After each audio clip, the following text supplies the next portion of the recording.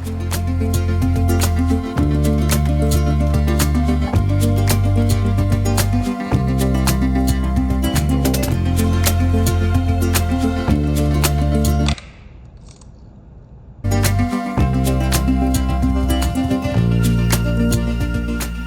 2 decades, this was my office. Baked Alaska was more than a restaurant. It was a front row seat to the life of the river. We closed the doors in 2020, but the impact of those years and the neighbors we met remains. Neighbors like Mike Brochious. Mike and his wife Laura chose Astoria for their retirement, but Mike found himself busier than ever. He's a guy who understands that you can't build a future if you don't respect the foundation. From restoring a historic home to his work with the hospital, the Historical Society, and the Liberty Theater, Mike is the first to tell you that real progress takes a village. He's a leader who challenges people to think outside the box, focusing less on why we can't do something and more on how we can get it done together. It's about showing up, giving a damn, and building a bridge to what's next.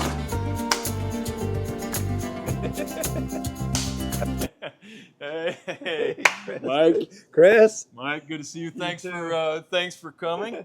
Without further ado, welcome to this episode of What Do You Want to Cook? My guest today, I'm pretty sure his favorite thing to make for dinner is reservations. Exactly. You have your work cut out for you today, and you have no idea how hard this is going to be. Oh, I'm so excited. I can't wait to get you uncomfortable. Folks, welcome to the show, Mike Brochious. So, Mike, we're going to get into talking about all the interesting and the cool and like really inspiring things that you're doing out there in the community. I imagine that you're much busier now than you were when you were working your day job. Yes, it sure feels that way. It is true. And but let's jump right into it. This is a talk show. It is about people and the things that they do, but it is also a cooking show. So that leads me to my next question. What do you want to cook? I've been instructed by my wife, Laura, that we are going to do crab cakes because she wants me to figure out how to replicate your crab cakes. All right. As you know, we're still pissed off at you that you closed Baked Alaska. We moved here specifically so we could go to Baked Alaska. We get here and you close Baked Alaska. You know, I can't say that we closed it per se. Fair. We didn't reopen. It was True. A conscious decision. True. You know, for many reasons, but this show is not about that. It's about you and things you want to do. So, crab cakes. Yeah, so we're going to recreate the crab cakes for Baked Alaska. That's what you want to do? Please. We're not going to have the exact dish. I have a couple of new kind of modern, like really fresh twists to it, but you're going to get the idea of how you make the crab cakes and bread and this and that. But I don't just have cooked, pre-shaken crab. Really? So that's what I thought we were doing, Chris. So we're going to go get some. Oh. We're going to go pick it up. Okay, sounds Yeah, good. yeah. But we're going to go get live crab. Oh, you mean the stuff that's really like Like alive, yeah, like living live crab. So you comfortable with that? I mean, I hope not. Yeah, I guess so. I hope not. All right, then. Let's, all right. So the closest spot that we can go to get live crab is just down at 39th Street. We're going to head out to Pier 39. I think it's really interesting. I like that industrial feel. You feel the history of the working people, the cannery workers, the tradespeople, the laborers, and the modern fish market. So let's go check it out. All right, sounds All right, good. Let's do it. On the way to the pier, Mike and I got into the grit of the local economy. He's been a key facilitator in a new partnership between the college and our maritime industry, creating a pilot program for evening trade classes. He was just explaining how they finally bridged the gap for local workers. I said, but doesn't the college have a welding program? And he said, yeah, but it doesn't do what I need it to do. I said, well, what do you need? He said, I just need somebody that has the ability to come in and know how to use a welder and the torch and some of those things. They don't need a bunch of the other skills. And so I said, okay, so then we met with the college and we said, hey, here's your program, but here's what the business and the industry wants. How do we meld these two together? And finally convinced them to do this. So what we did is we took a 2-year program at the college, and we reduced it to as little as 90 days. So they get a welding certificate versus an AA degree. Then we said, okay, the other barrier is costs. Okay, so then we went to the businesses and said, hey, we're creating a workforce for you. You should participate in making this easier and less expensive for them. So we added free scholarships, we added some night classes, and with the potential of even adding weekend classes, because a lot of these people are working. They can't just go to class 8 to 5, a typical day. You can walk out with little to no debt, 100% employment with a career. That's forever. Where do you get to live, Chris, that you can see this type of stuff? I mean, you have something like this in an old pier, and you're walking out to a cannery museum that used to probably employ, I don't know, 300-400 people probably were working here at one time. And it's still here. You want to make sure that you are looking into the future, right? But the past, you can't forget about the past. It's what the history is. It's part of why we live where we live. You know, you look at places like this and you go, this is what made Astoria Astoria. Yeah. And you can't forget that. You look up the hillside and you see the Victorians and you see all the old homes, and this is part of where we are. So I'm kind of like, we want to remember the past, but we don't want to forget about the future. People say, well, why don't we just stay the same? You know how hard it is to stay the same? That's an incredible amount of work. Yeah. And eventually you are going to go in reverse. And once you're going in reverse, it's a hard spiral to get out of. We gotta be kangaroos. You know they can only go forward, right? That's what I heard. You gotta be kangaroos. You gotta be kangaroo. Pier 39 was just one part of the heart of Astoria's working waterfront. Back in the day, the river was lined with canneries just like this one. Today, it's still the best place to see that history in action. We're here at OleBob's to focus on the main event, fresh, local Dungeness crab. Well, we're looking for a couple live crabs. Okay. Mike is a guest of my show. It's called What Do You Want to Cook? And it's a talk show wrapped in a cooking show.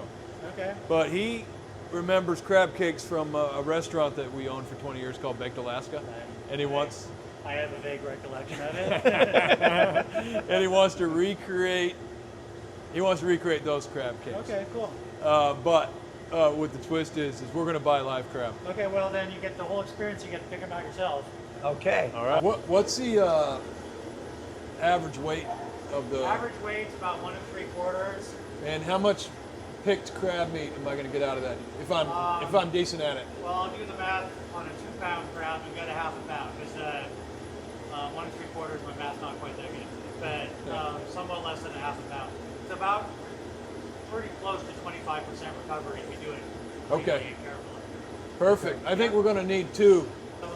After getting the rundown on the season's average weight and meat yield, we picked out 2 prime Dungeness that were up to the task.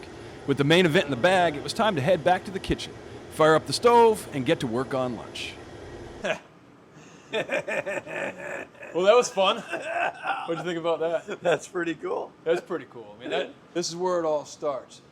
We're going to take and put like the juice of 3 lemons into this pot of boiling water. So just squeeze in just squeeze them and then drop the whole thing in there. All right. All right. We're going to put I'm going to put maybe a 1/4 cup of salt in there. Okay. So this is already blended, right? Often you might have like salt, black pepper, savory herbs, things like this. Already has everything in it, right? Okay. Kind of has everything we need. Okay. So we'll just use that. This is our Chef Daddy savory salt. And then I got, often I would put in some bay leaves. So one of our regulars brought us like fresh bay leaves.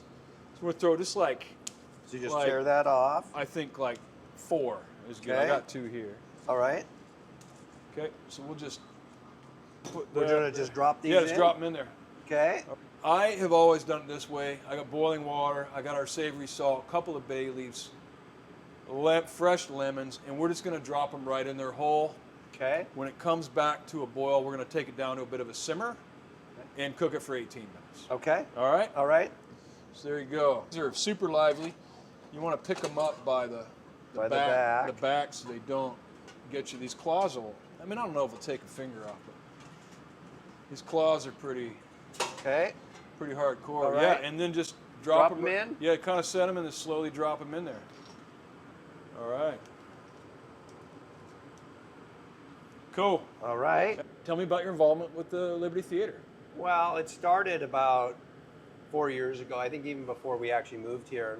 We met with Jennifer and we said, if we were to fund something, what do you think would be the thing that you would like the most? So she went back to her folks and said, hey, if we've got somebody that's willing to fund something, what would be the most impactful thing we can come up with? And she came back to me a couple weeks later and said, we want to do a Kids Make Theater program. We think that that can have an impact on a dramatic number of kids in our community. We didn't tell them what we wanted to fund. They came back and told us, this is what we want to do, and we think this is going to have the impact. That program has gone from 0 kids to roughly 1,800, I think Jen told me the other day. Who would have thought that there was that much need here? What kind of impact do you think that's going to have on these kids as they grow up? Yeah, I mean, then Laura and I did this because we see the impact that that has is lifetime. So the kids are learning how to work together. They're learning how to collaborate. They're learning how to different ideas and come up with something that's going to work. And they all have a piece of that, and they all agree to that, which is life. And then probably just as importantly to us is they become self-confident. So they become confident when they get up on a stage or they're talking to somebody. You just see it. They're confident. Those skills are lifetime skills they're learning. This is really setting them up for future success. So I wanted to get someone else's perspective on your involvement with the Liberty Theater. Here's what they had to say. I'm Jennifer Crockett, Executive Director of the Liberty Theater. We have an after-school and weekend, year-round theater education program. Mike and Laura Brochious were responsible for the seed money for this program. A few years ago, Mike came to us and said, if he were to make a larger donation, what would we do with it? And we approached it like any other grant. We had a big staff meeting and we all unanimously decided that an education program would be the next step for the Liberty Theater. Today, we're thriving as a program. We have kids from more than 52 schools in the area. At any given time, we have about 350 kids in the hallways day to day at the Liberty Theater, which is excellent. Mike has been a integral board member of the Liberty Theater for quite a few years now. And he and Laura have made a true difference in our community by funding things like Kids Make Theater. We can always count on his support, and we can always count on him showing up to a board meeting in cargo shorts and a t-shirt. Well, the idea of collaboration, we were just having a conversation about how if different entities are doing all these different things, wouldn't it be better to collaborate for the overall betterment? What does collaboration mean to you? Nonprofits and organizations that are doing unbelievably great stuff, but they tend to do it in their respective silos. If we could gather them in a room together and say, hey, what are you doing? What's working? What's not working? We're going to be more effective. You're also on the board of the CMH, or the Columbia Memorial Hospital Foundation. So I wanted to get someone else's perspective on your involvement. Okay, I'm Mark Wheeler. I'm with the Columbia Memorial Hospital Foundation. I think I first got to know Mike when he was at the Liberty Theater and on the board of the Liberty Theater. I heard he was doing all kinds of great things with the Kids Make Theater program, which my 2 girls love, and thought, man, he would be great on the foundation board of the hospital. And thank God he said yes. And Mike is a big picture guy. He is a thinker. He challenges you, which I love about it, because he always has a lot of great ideas and things to say, and he always thinks outside the box. So I just have really enjoyed working with Mike on the foundation board, and he's just done a great job. And had a lot of meetings in the cold, damp, cold weather. Mike has never not come into a meeting where he's not wearing shorts, which is amazing to me that he can brave all of these conditions as though he's living in Scottsdale, Arizona. I mean, he wears shorts everywhere he goes, and God bless him. Shorts and a t-shirt. That's Mike.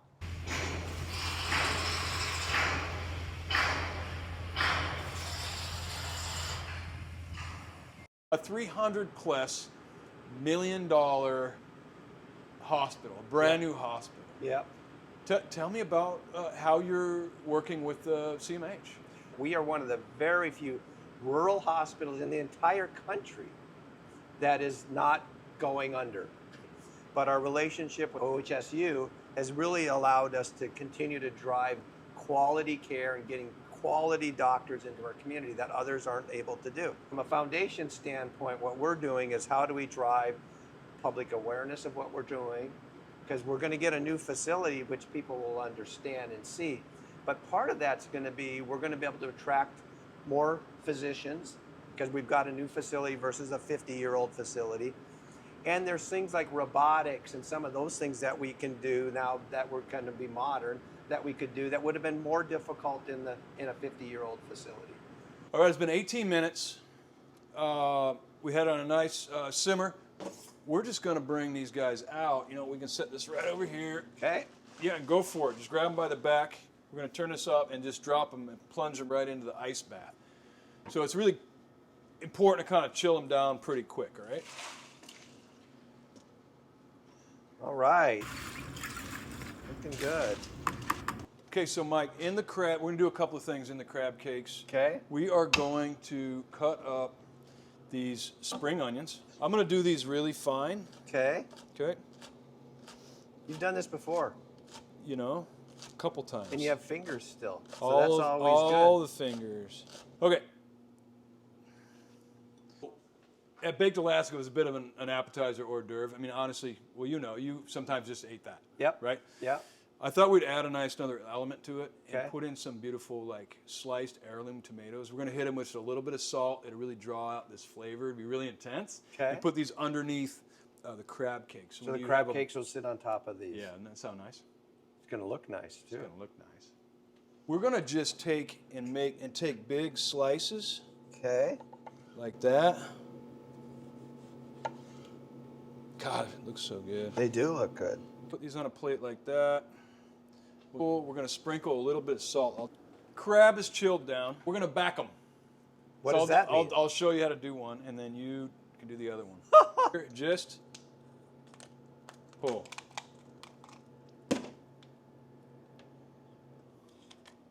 That's it. Okay. So to clean them, these are the gills. Okay. Okay. So we're going to kind of get those out of here. All right. And then this guy here, you can pull that. All right. And then this guy here, pull him up, pull this up right here on the other side, and then you're going to pull that out like that. Okay, so let's see. If you take it like this, Okay. you're going to break them in half. Okay. Okay. All right. Now, let's drop these sections in the ice water. Okay. And we'll rinse them off in that bucket. All right. I'm going to break them up a little bit, like that. Okay, and as you take things apart, you can start to get, let's put all the meat like in one spot, right? Okay. You're going to start to kind of shake these sections. Okay. All right. After you Mike Brosius, wow, terrific board member. He's been on the board of the Clatsop County Historical Society for a number of years now. He always comes prepared and for some reason without pants. I don't quite understand. He's always wearing shorts, but that's part of why we like Mike. He's just tremendous. He's been on our finance committee. He's helped us rewrite our personnel policies. He is just one of the most prepared, enthusiastic board members I've ever encountered. And one of the nicest things, he calls regularly and he just kind of checks in. He says, how's the staff doing? Not just me, but the entire staff. He's just interested in what we're doing and that we're all okay. And he always asks, what can I do to support you? I mean, we got involved in that because we've been restoring homes for probably the last 30 years. I think we've restored 7 or 8 houses, and Laura's phenomenal at doing the design. And our goal when we do our houses is restoration. It's not remodel. It's how do we bring it back and keeping the integrity of the original house with still adding the modern conveniences that we want and need today. But You know, so that's kind of our goal. So when we moved or looked at moving to Astoria, we really wanted to be involved in the museum because that's just part of who we are for the last 30 or 40 years of our life. So it was just a natural fit. And then it's kind of migrated from the basic and the history of Astoria, which is a big part of why we moved here. Now the big step for the museum is the new Oregon Film Museum. As you well know, Chris, a lot of movies have been made in Astoria and in Oregon, right? That's right. In fact, my wife and I have worked on a number of them over the years. And everybody needs to feed their people, so we work in the catering and craft services. Anyway, but the films are so important to this area. Yeah, Mac Burns really says this well, and his whole thing with the new museum is we want to create the next generation of storytellers. Now, what we're going to do is we are going to, I guess, essentially bind the crab together. Okay. All right? So what we're going to do is we're going to add a little bit of this aioli. Now, you can buy store-bought mayonnaise, okay, which is essentially that. This is fresh. So I made this using fresh chopped garlic, egg yolk, okay, lemon juice. I seasoned it with a little of our same salt as I put in there. Okay. And then drizzled olive oil in as it was blending for it to emulsify. So an aioli. This one, then I also put it through a sieve so it's nice and smooth. A little bit of that in there. Okay. Okay, we're going to save some as well for a sauce. Let's give that a little. So we're creating kind of a binder. Yeah, we're just mixing it up. Now, let's sprinkle in a little bit of panko. Okay. Kind of bring it together. All right. Okay. You feel how now it's going to be moldable. Okay. So we'll be able to mold that into little balls, if you will. Yeah. All right. So we're going to just take and we're going to mold little. Now, it's up to you how big you want them, right? So we're essentially making a meal. So we'll make balls about that size. You tell which ones Chris did and which ones I did. You really do. You do want them somewhat consistent. So yeah. So standard breading procedure, right? So you can take one of these. Okay. Make sure it's nice and tight. We're going to go into flour. Okay. Okay. With your other hand into egg. Okay. Okay. And then into the panko. Okay. That. Both the plates. All right. Now, these tomatoes, remember we lightly salted them? Yep. Okay, so we're just gonna put maybe a couple pieces on each one. Okay. All right. Like anything, it's important there's a little bit of heat to the pan before adding food to it, otherwise, and having a little bit of oil in between, otherwise it'll stick. Okay. Any pan, doesn't matter what kind of pan it is. Okay, so we'll just have a peek at the back side. Okay. It's really is it golden? All right. Okay, now when we flip them, I'm gonna just give these a little to make sure we kind of oil up the sides a little bit, all right? Yep. So it gets all the surface, all right? I would definitely not win any sort of like crab cracking contest, I imagine. All right, so we got that. We're going to put a little bit of just this fresh spring onion.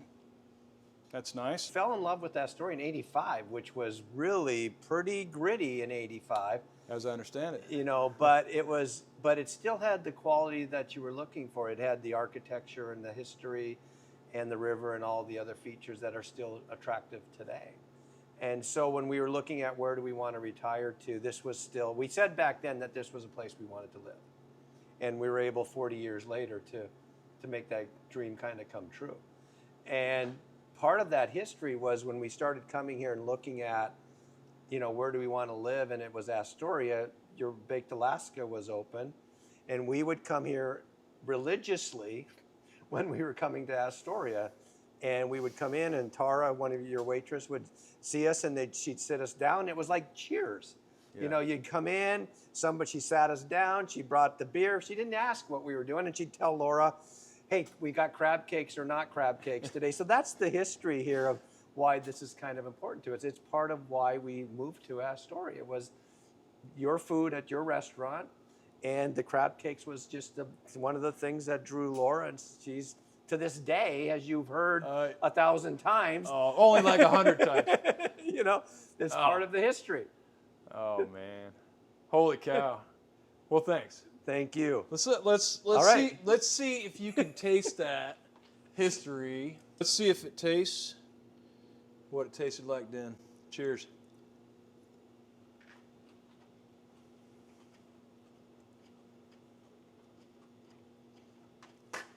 Yeah. Passes the test. That's pretty good, huh? That's excellent. Is there anything that you would like to add to the conversation?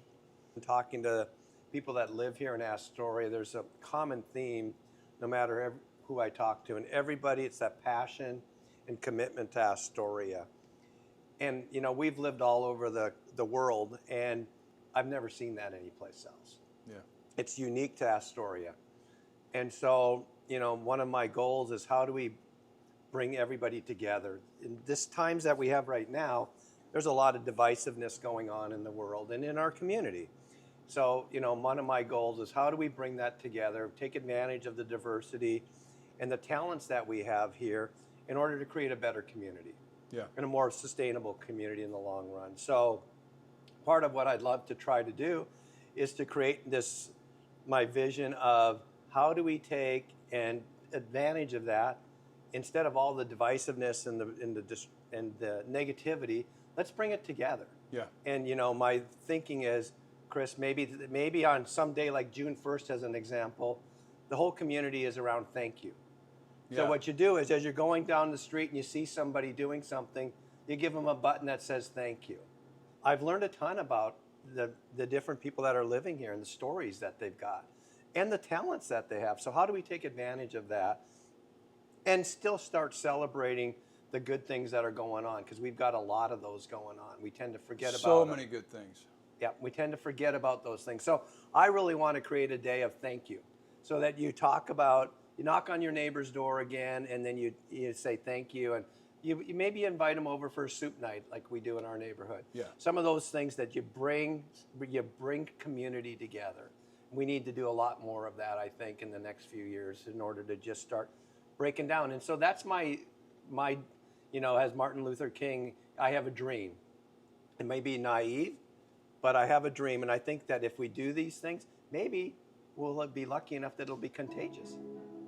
Thank you for joining us on this episode of What Do You Want to Cook? I would never go and buy a bunch of whole crab and shake it myself. But wasn't that fun? That was great. Thank you again for allowing me to participate, Chris. We're talking about crab cakes. The memory of Baked Alaska, and I share many of similar memories of you. The importance of community, being involved, putting yourself out there. And, you know, what a wonderful place to live. Yeah. And a wonderful place for many of us to work. And, you know, once again, thanks for joining us on this episode, and we look forward to seeing you next time.